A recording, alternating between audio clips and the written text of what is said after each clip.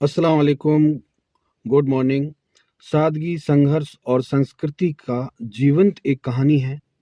अरावली की प्राचीन पहाड़ियों के इर्द गिर्द बसा एक क्षेत्र है जिसका नाम मेवात।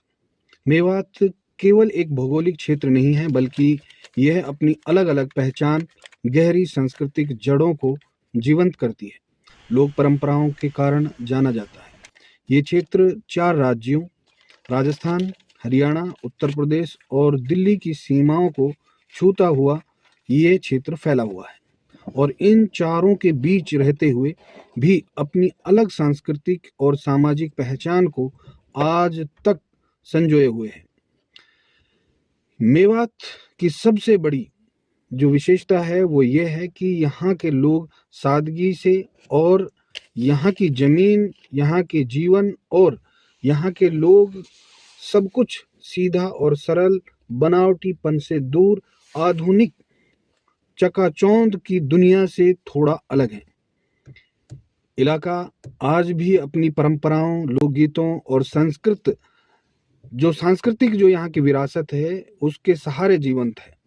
यहाँ पर किसी भी तरह का कोई आपस में मतभेद या किसी तरह का वो भोलापन जो होता है वो यहाँ के लोगों में होता है। भौगोलिक स्थिति यहाँ की सांस्कृतिक और यहाँ का जो संगम है वो अलग ही तरह का है। मेवात का फैला चारों राज्यों में होना इस सांस्कृतिक संगम बनाता है कि राजस्थान की रंगीन परंपराएं, हरियाणा की सादगी, उत्तर प्रदेश की लोक बोली और दिल्ली की जो आधुनिकता है, इन सब का असर मेवात में देखने को मिलता है। फिर भी मेवात ने अपनी मूलभूत पहचान को काफी हद तक कहीं ना कहीं इसे संजोए रखा है। यहाँ की बोली, पहनावा, खान पान और यहाँ की जो जीवन शैली है वो भी अनोखी और खास करती है। यहाँ के लोकगीत, संगीत और इस क्षेत्र की आत्मा कहे जा सकते हैं कि जिनमें जीवन के सुख दुख, संघर्ष, प्रेम, आस्था और सामाजिक सच्चाइयाँ साफ सुथरी यहाँ पर झलकने को मिलती है। ये इलाका एक राजनीतिक, आर्थिक और सामाजिक तौर पर बहुत पिछड़ा हुआ है। यहाँ पर सभी जातियों के लोग आपस में मिले जुले तरीके से रहते हैं, लेकिन आर्थिक तंगी और यहाँ की पिछड़ापन बहुत ही ज़्यादा यहाँ पे आर्थिक तरीके से लोग पिछड़ा है। राजनीतिक, सामाजिक यहाँ का पिछड़ा हुआ और शिक्षा, स्वास्थ्य, रोजगार, बुनियादी सुविधाएं जो होती हैं यहाँ बहुत ही कमी मिलती है। लोगों के जीवन को कठिन बना दिया है। गरीबी, बेरोजगारी और संसाधनों की कमी ने पीढ़ियों को प्रभावित किया है।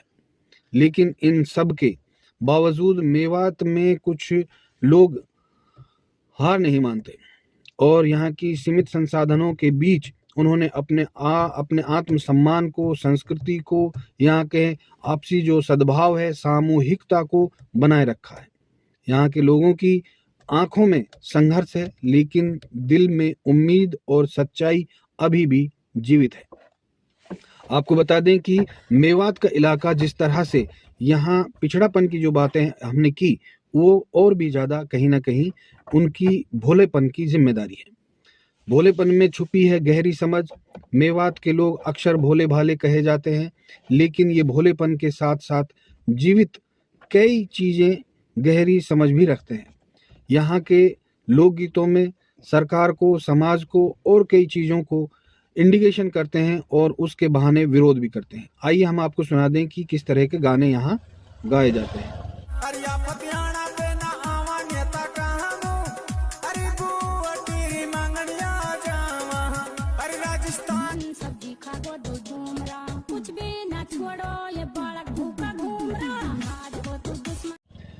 उसकी सोच और इस गीत में आपने देखा कि कितने अनुभवी तरीके से और इन गानों में आपने कुछ पाया, कुछ खोया होगा कि जिस तरह के समाज के लोगों के बीच में इस तरह की जो बातें आती हैं ये सरकार को कहीं ना कहीं चुभती भी हैं और सामाजिक लोकगीतों की कथाओं में व्यक्त करते हुए इन सभी चीज़ों को एक मनोरंजन के रूप में भी देखा जाता है।